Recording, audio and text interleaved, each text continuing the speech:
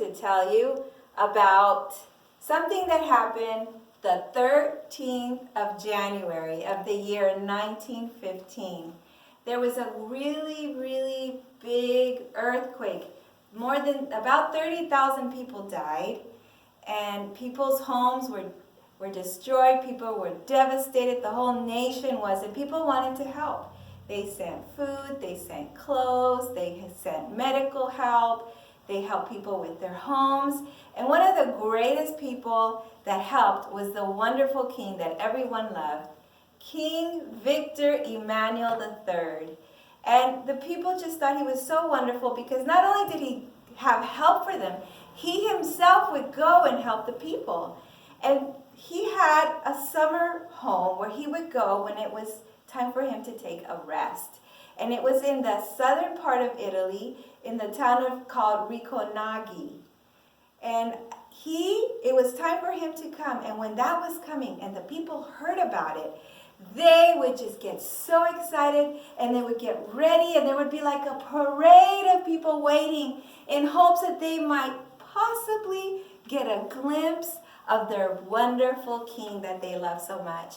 And there was a family in that town, or that lived kind of near the town. They actually lived in the curved part in the mountainside close to the town. And the family was the father, the mother, 2 sons, and a beautiful daughter. And the morning of that the king was supposed to be coming through town, everyone got up early and they got ready and they ate their food and they put on their best clothes. And the father said, "I believe I'm ready to go to town to see the king." And his first son said, "Well, me too. I'm ready too." And the second son said, "I'm ready too." And the beautiful daughter said, "Me too." And they all looked at Mother, and Mother's eyes were just glistening. She was just so excited. She looked so beautiful in her dress. But she said, "You guys go ahead and go." "Oh, Mother, we want you to go with us." And Mother said, "But somebody needs to stay home and do all the chores and make sure that the cows are fed. Why don't you guys go? And then you can go and have a good time. I'll stay here. Don't worry about me." You know how wonderful mothers are that way. And the father said, "Oh, Mother, you're so dear." And the first son said, "Oh, yes, you are, Mother. You're so wonderful." And the second son said, "I think you're wonderful too, Mother." And the beautiful daughter said, "Oh, Mother, you're a dear. And we're going to go and we're going to see the king. And when we come back, we'll tell you all about it." And so that's what happened. They quickly left. They went up and they went around until they got into the town. And while they were there for a long time. Mother started to feel a little sorry for herself, maybe a little bit sad. She quickly changed to her work clothes and she said, I don't have time for this. There is so much work to do."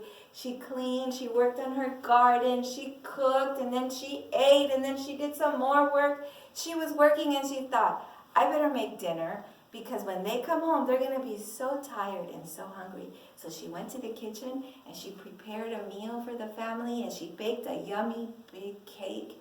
And then it was getting closer to the time that she'd be coming home, and she said, I'm going to go get the cows. I'll go get the cows and I'll bring them in. It's time to start milking the cows. And while she was bringing the cows home, she saw someone coming. And she thought, who's that stranger? I wonder who it is. But she kept going because, you see, people would often take a shortcut close on their property to get to town. So she got to the barn, and she went and she started milking the cow. And while she was milking the cow, the milk was warm, really warm when it came out of the cow. And she saw this. She didn't see the stranger. She heard the stranger say, Good day, good lady. And she jumped up quickly and thought, who is this man? And he said, oh, I'm sorry. I just was coming through and I'm on my way and I'm really thirsty and I'm really hot. Will you please be so kind as to give me a glass of milk? And the wife of the family that was in town, she said, oh, you know what? I have cool, fresh milk in the house. why don't you wait here and I'll be right back. Why don't you rest and I'll bring you some milk. So she quickly went into the house and she got to where she had the cold milk and she poured a big glass of cold, fresh milk. And then she cut a big piece of cake and brought it on a plate with the big glass of milk to the man that was waiting, resting. And she gave it to him and he sat there and he ate and he drank the cold, fresh milk. And he just sat there and while he talked to her, while she kept doing her work. And then he said, thank you, good lady. But before I go, can I ask you, why are you all alone? Where is your family? Why are you here all by yourself? And she said, oh, you see, my husband, my 2 sons, and my beautiful daughter, they went to town. Because you see, our wonderful king that we love so much, he's coming through today. It's time for him to go to his summer home. And they want to see him. And when the man that was sitting there and had already finished his cake and his milk, he started laughing. Oh, that is so funny. Oh. And she thought that was strange. She didn't even know what to tell him. And he said, the king is not there. They're not going to see the king, for the king is not there. The king is right here talking to you. I am the king. She was so surprised. She didn't know what to do. And he said, good lady, I would like to thank you for being so sweet and so kind that I have this gold picture. And he gave her a big gold coin to her. And she looked at it and he took off his hat and he bowed to her to thank her. And when she saw him and she saw the picture of him on the coin, she recognized him from the newspapers. She was so surprised. She had been with the king. She had been talking to the king all this time. And before she could think of what to say to the king, he had gone. He had gone away. And so she decided to quickly finish her milking. She had so much energy. She was so excited. And she saw that her family was coming home. So she quickly went to the house to get everything ready for them. And when they got home, they were so quiet and so gloomy, and they just looked so sweaty, and they just sat down. Oh, mother, I'm so tired, said the father. I wish I hadn't gone to town today. And the first son said, me too. I'm really tired. My legs hurt. I wish I hadn't gone to town either. And the second son said, me neither.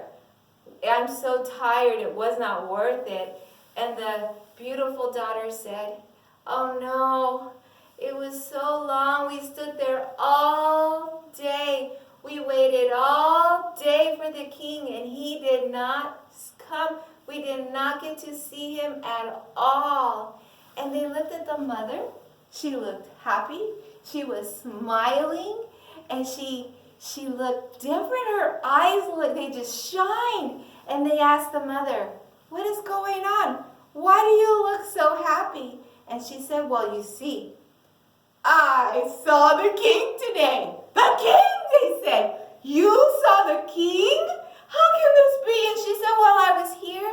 I made dinner for you, and then I went to get the cows, and I saw this man coming, and he came and he asked me for a glass of milk. It was the king. He was so tired today that he didn't want to go through the big parade of people, and he was taking the shortcut to his castle. And so I saw the king. You saw the king. They just were so surprised. And the mother took the coin and she showed them the coin. And she said, he even gave me a picture of himself. And they looked at the king, the picture of the king on the coin. And the father just smiled. And he said, oh, mother, you know, that was so kind of you to come and to not go with us to town. You decided to stay to town, to stay home and take care of the things. I think that there should be another verse in the Bible, another verse where it talks about the blessed people. And it should say, blessed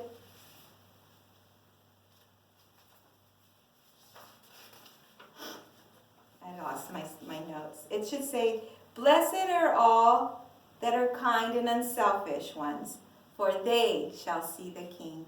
She was so kind, and she was so unselfish, and she was so willing to do good for her family that she received a blessing from it. What about you? Would you like to be a blessing for others? I do. You know who helps us? God that lives up in heaven, that lives here on earth, and that lives in my heart. And he would like to live in your heart too. Won't you give your heart to him?